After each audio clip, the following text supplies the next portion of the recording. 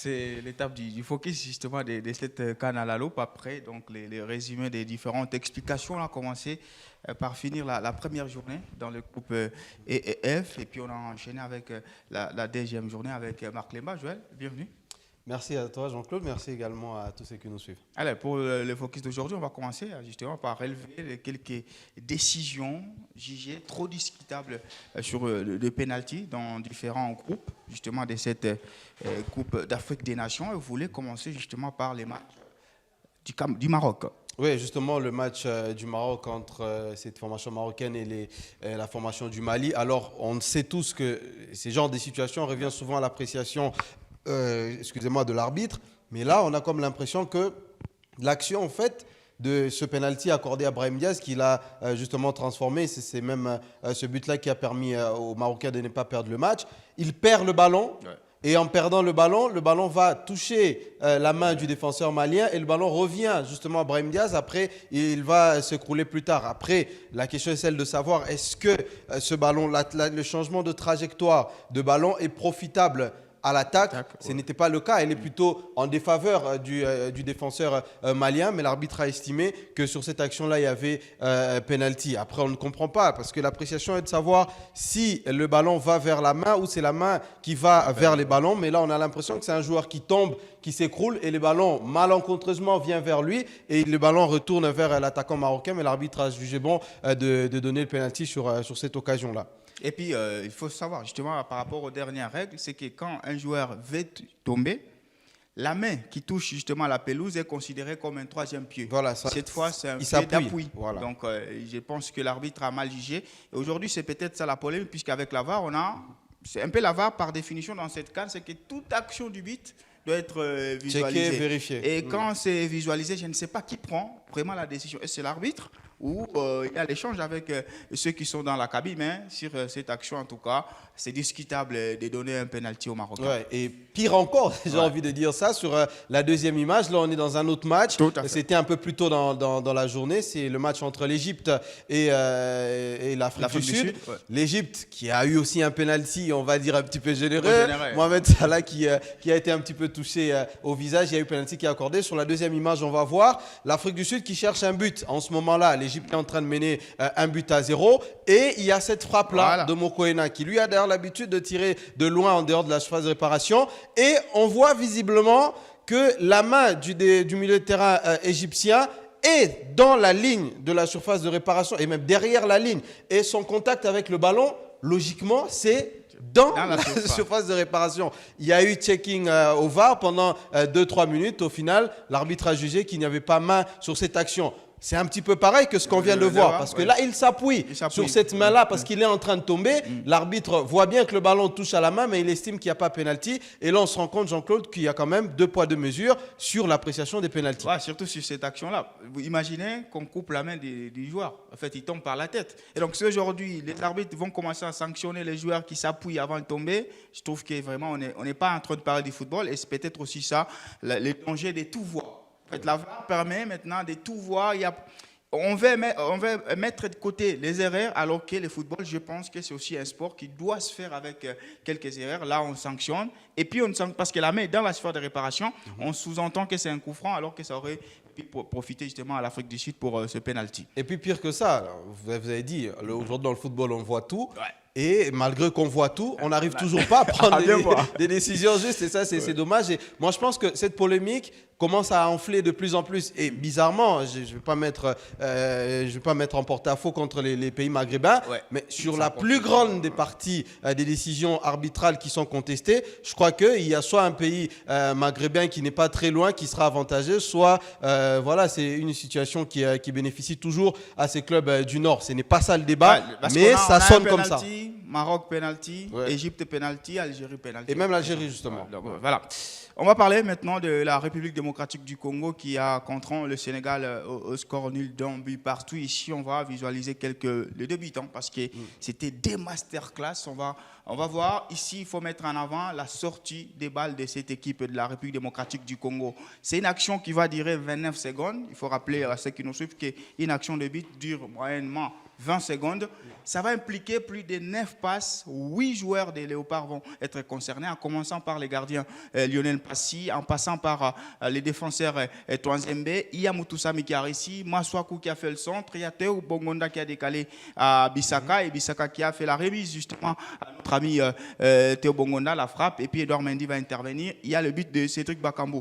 Pour dire que la prudence de la République démocratique du Congo, pourquoi? Parce que la grande partie de ces matchs-là, la RDC était défensif, mais c'était justement un choix assumé par le sélectionneur Sébastien Desabre qui a voulu jouer à la prudence et sortir bonnement les ballons. Il faut rappeler, Joël Banewa, que le Sénégal, il a été trop arrogant sur le plan tactique. Pourquoi? Parce qu'ils ont été dans les 4-1-3D, ce qui a fait qu'il y avait 4 joueurs offensifs et seulement 2 milieux de terrain. Ouais. C'était trop facile aux Léopards de pouvoir occuper cette zone ici. Voilà pourquoi le ballon va passer sans aucun problème. Regardez comment il passe. On dirait on joue face à une équipe, une équipe de la zone B. Et puis il y a des touches, une touche et jusqu'à ce but de Cédric Bakambu. Donc pour ceux qui pensent que Desabre veut être Guardiola, il n'y en a pas. Ici, c'est du Simeone tout craché. Oui, ça c'est la transition rapide et les joueurs des Léopards, ils savent ce qu'ils doivent faire. Et d'autant plus, ce qui m'a impressionné dans le but, c'est l'apport de Mutusami. Voilà. C'est-à-dire, regardez de là où il part. Ouais. Je crois que il sera Bissaka Mutusami sur le ballon côté. Voilà.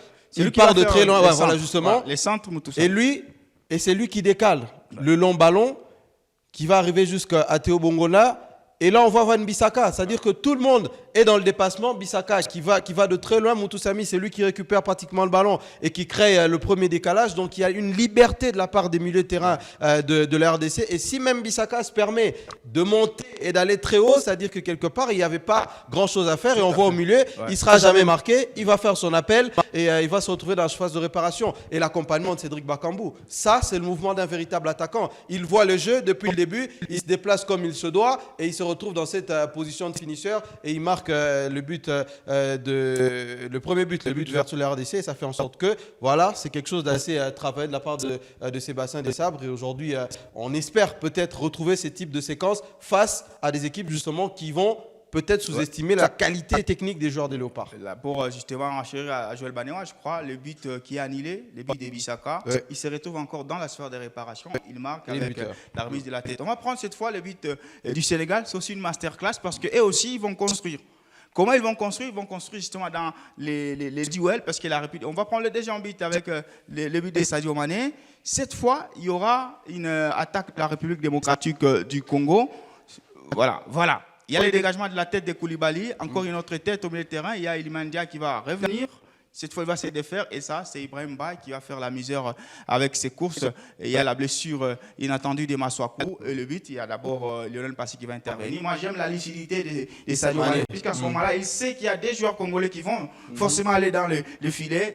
Il tempère et puis il marque avec lucidité extraordinaire. Une masterclass, puisque la RDC aussi ne touche pas les ballons dans la sortie de cette équipe du Sénégal. Ouais, ils ont été très propres dans ce qu'ils ont fait sur cette action. Et moi, ce qui m'intrigue quand même le plus, c'est la sortie de Twanzembe, parce qu'il a compris qu'il fallait être au marquage d'Ndiaye. Et le joueur sénégalais qui faisait le plus man, c'est Iliman Ndiaye. Chaque fois qu'il avait le ballon, il y avait un décalage qu'il trouvait, une bonne passe, une déviation. Et là, Twanzembe a compris qu'il fallait être avec lui au marquage. Il est monté, il n'a pas réussi à le faire. Et derrière, ils sont dépassés. Et vous avez utilisé le mot juste, c'est inattendu ce que fait Arthur Maswaku. Et derrière, ça permet aux jeunes Parisiens d'aller en 1 contre 1. Et ça n'a pas été suffisant, malheureusement, l'arrêt de Lionel Passy et Sadio Mané, un peu comme Cédric Bakambu, toujours dans le bon placement. Parce qu'un autre attaquant, je crois qu'il se serait peut-être perdu dans cette surface de réparation, mais il a bien accompagné l'action. Il sait où se placer, il frappe, il est bien placé. Il aurait même le ballon à Jackson, mais il attend. Et ça, c'est la qualité des grands joueurs, de grands attaquants, ce sang-froid qui lui permet de marquer ses buts. Mais sur Arthur Maswaku, on ne comprend pas. Parce que normalement, et ça, je comprends que cela fasse polémique, quoi qu'il en soit, peu importe la blessure que ressent Arthur Maswaku, en ce moment-là, je pense qu'un joueur de foot, un athlète de haut niveau comme il l'est, soit il réceptionne le ballon, il met en touche, soit il garde le ballon, il s'écroule avec le ballon. Il doit laisser ce ballon passer. Et le fait pour lui d'essayer de réceptionner et de rater sa réception, c'est ce qu'on va retenir. Parce que la blessure en soi, on ne sait pas l'expliquer.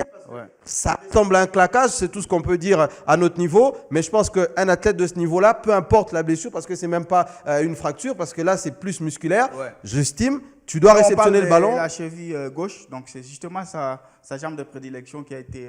Là, il est sous béquille ces derniers temps. Là. À la limite, il rate Ouais, la réception. réception Et peut-être après, je ne sais pas ce qui se passe dans sa tête, il sent peut-être la blessure. Mais je crois qu'un joueur de haut niveau, tu réceptionnes, soit tu mets en touche, soit tu gardes les ballons, tu t'écroules. On voit les Maghrébins faire ça tout le temps et il aurait pu, par expérience, faire ça. Surtout, vous l'avez dit, il a vu que Twanzembe était déjà au niveau de la médiane. Donc, c'est lui qui devait couvrir et il ne pouvait pas justement laisser passer puisque Chancel Demba sera pris à défaut. Mais dans l'ensemble, je crois en termes d'impression reçue, Joël Banois, qu'est-ce que vous avez plus retenu de la République démocratique du Congo? Sincèrement, moi, j'estime déjà que la RDC nous a offert un match de grande qualité. Ouais. Et vous savez, de là où est parti Sébastien Desables, de là où il a pris ce collectif, cette équipe. Et moi, je me réjouis d'abord, premièrement, de voir la RDC fournir un tel match de qualité dans une Coupe d'Afrique des Nations. Ce match-là, c'était peut-être un match référence parce que si la RDC avait réellement passé un cap, on devrait gagner ce genre de match-là. Mais on se rend compte qu'il y a des détails qui manquent encore à la RDC pour justement redevenir peut-être numéro 1, numéro 2 en Afrique. Mais ça ne se joue à rien. Et j'ai aimé dans l'attitude de tous les joueurs, de tous les léopards, ils ont été assez impressionnants et ça fait en sorte qu'on a une équipe sur laquelle on peut compter. Et dans le détail, vous vouliez justement faire un focus également sur Noah Sadiki, oui. La petite pépite de la République démocratique du Congo qui vous a pris du côté gauche. Oui, Noah Sadiki, il a montré qu'il peut muter son jeu. C'est-à-dire que là, et c'est même là qu'on parlait de ce travail de Sébastien Desables, ils se sont rendus compte, et on va peut-être aller avec des pauses à chaque fois, ils se sont rendus peut-être compte que le milieu de terrain du côté du Sénégal, il est complètement vide et il faudrait maximiser là où les Congolais sont forts. Et on sait que le football congolais, c'est dans les ailes et dans les couloirs. La qualité de Noah Sadiki, vous l'amenez avec la vitesse de l'ami Elia Meshak, ça a donné quand même un certain danger parce que l'ami Crépin Diatta, on ne l'a pratiquement pas vu durant tout le match. Ouais. On ne l'a pas vu monter, on ne l'a pas vu être très bon. À peine, c'est Ismaël Jackson qui a pu, dans son couloir gauche, être performant. On s'est remarqué que le couloir qui est le plus sollicité du côté de Léopard, c'est le couloir gauche. Et c'est notamment par l'apport de Noah Sadiki. À chaque fois, vous allez le retrouver là. Il est toujours dans le côté gauche alors qu'on sait, et même quand on regarde la composition d'équipe, c'est un joueur qui est numéro 10 qui doit réguler le jeu. Mais là, sur cette action, ce qui est encore bien, c'est que Noah Sadiki, au-delà du fait qu'il doit se retrouver à gauche pour apporter offensivement, on va reculer un petit peu, c'est lui qui défend sur le couloir droit, sur Sadio Mané. C'est-à-dire qu'il a traversé tout le terrain pour aller couvrir un coéquipier qui manquait de l'autre côté. Donc ça prouve à quel point c'est un joueur utile dans le système de Sébastien Desables. C'est vrai qu'il a peut-être la carte du joker, il peut tourner, circuler, mais cette action, moi, ça m'impressionne parce que c'est un gamin qui se donne au-delà même de ce qu'on attend de lui parce que quitter le couloir gauche pour aller défendre à droite, c'est pas donner à n'importe qui. Et là, on va continuer sur cette même vidéo. Il aura l'occasion. C'était peut-être l'une de ses plus belles occasions. Et cette occasion, il l'a parce qu'il est une fois de plus dans le couloir droit et dans le couloir gauche. Et là, on le remarque même sur cette là justement, on est sur le but. En deuxième mi-temps, il ne change pas. La même séquence, le ballon, et même là sur la séquence du but, on va peut-être aller avec des pauses pour justement bien comprendre ce que fait l'ami Noah Sadiki. Tout le temps, il est à gauche et même dans les duels, on est en train de le voir, il est toujours à gauche. On va revenir sur la séquence où il a son occasion de but. Son occasion, c'est en deuxième mi-temps. En deuxième mi-temps, justement, là, vers la fin, là. Avorté. Voilà, on va y aller très... il faudrait rapidement avancer. Là, il défend et on avance encore un peu plus. Et c'est toujours ça, toujours à 4, toujours parmi les 4 joueurs offensifs et dans son couloir gauche. On va encore avancer un petit peu là. On est sur l'action du but. Là, c'est le joueur qui se positionne parfaitement. On va revenir juste un peu. Il se positionne et on voit la position. Ils sont à 4 et lui, il est là. On va mettre pause sur un petit peu avant ça. Ils vont avancer. Ils sont à 4. À chaque fois, à chaque occasion qu'ils avancent, on va rester là. Ils sont toujours à 4. Et sur cette action, ce qui est intéressant, c'est aussi la lecture de jeu de l'ami Meshak Elia. Il sait qu'ils sont à 2 sur le couloir. Et quand il y a un ballon qui vient, les yeux dans le dos, il sait qu'il y a Noah Sadiki qui viendra. Il crée ses décalages et il se retrouve dans cette position. On sait qu'il est droitier. Ce n'est pas son pied sa meilleure position, mais du pied gauche, il arrive quand même à envoyer cette belle frappe du droit. Donc c'est ça, Noah Sadiki, c'est cette capacité à muter, cette capacité à se retrouver un petit peu partout sur le terrain et un bagage physique extraordinaire. Pour un gamin de son âge, c'est quand même impressionnant de le voir faire tout ce qu'il fait sur le terrain. Certains l'ont critiqué en disant qu'il fallait qu'il y ait un véritable numéro 10, mais connaissant ce que les Sénégalais ont en termes de vitesse, en termes de couloir, c'était intéressant. Je trouve que c'était bien trouvé de la part de Sébastien Desabre. Je ne sais pas si ça reviendra encore et encore, mais je crois qu'utiliser Noah Sadiki sur différentes positions, ça fait en sorte que ça crée à chaque fois les décalages dans les défenses adverses. Moi, je pense que Desabre a plus travaillé en fait, son adversaire que Papio l'a fait. Puisque quand tu mets justement, il n'est pas titulaire au premier match, notre ami Meshak. Il est titulaire au second avec sa vitesse. Et tu ajoutes encore la puissance et surtout la vision des jeux de Noah Sadiki. Tu contraint Krépin Diatta plutôt qui est très important également dans les allers-retours offensifs. Et là, tu épuises un tout petit peu les Sénégalais. Et moi, ce que j'ai aimé aujourd'hui, les matchs finis, on met en exergue Twanzembe aux côtés justement des chanceliers. Les matchs finis, on met en exergue la percussion de notre ami Bongonda. Donc, ce sont des séquences qui ont été travaillées. La RDC a montré surtout au début de la seconde période, jusqu'à ce but marqué de Cédric Bakambu, il y avait beaucoup de vertis travaillés par notre ami Sébastien Desabre avec son équipe. Pour finir, justement, on va le but de ce match-là du Cameroun. C'est le grand classique du football africain, on le sait. Et pour moi, c'est le meilleur match jusqu'ici. Puisque ce sont des équipes qui ne se sont pas cachées, des équipes qui ont montré de quoi elles étaient capables offensivement. Et là, il y a un gamin de 23 ans, justement, Amad Diallo, qui évolue du côté de Manchester United. Ce qui me plaît ici, c'est que c'est sa percussion. Là, la percussion, comme tous les ailiers, il a aussi une puissance de frappe extraordinaire en dehors de la sphère des réparations. Comme ce but, regardez, il va justement, il voit qu'il ne peut pas entrer, il frappe et il marque. Ça fait un deuxième but pour lui, parce qu'il a marqué lors de la première journée, et ça fait 2 fois qu'il est justement élu homme du match. Dans un match à pression comme ça, c'est ce genre de joueur qu'il faut pour gagner les matchs. Malheureusement, les amis ivoiriens ne le gagnent pas. Mais Amad, il a toujours cette qualité. Il sait percuter, il sait faire des passes, il sait se retrouver dans les meilleures conditions. Et sur ce match-là, il a eu des trucs. Sur celle-ci, la réussite. Mais c'est une équipe ivoirienne qui va forcément compter sur lui parce que quand je regarde la ligne offensive, il n'y a pas plus talentueux que lui. Et aussi, pour son âge, je crois qu'il y a beaucoup de joueurs de 23 ans dans cette posture et ce talent qu'a le jeune Amad Diallo. Mais je pense que pour les amis ivoiriens, sur ce match-là, il partait quand même favori et n'est pas gagné une équipe camerounaise dans cet état-là. Ça prouve quand même que la Côte d'Ivoire n'est pas si dominatrice que l'on imagine. C'est le Cameroun qui a aussi justement son niveau. Ah, le verre à moitié plat aussi, c'est vrai. 51% côté ivoirien, 49% de possession bien entendu, 12 tirs côté ivoirien, 10 côté camerounais. C'est un match qui m'a plu depuis le début de cette Coupe d'Afrique des Nations. Voilà, merci à vous pour ces focus. Non, merci à vous Jean-Claude et on est parti pour la suite. Voilà, on retrouve justement Marc Lemba pour Info Express.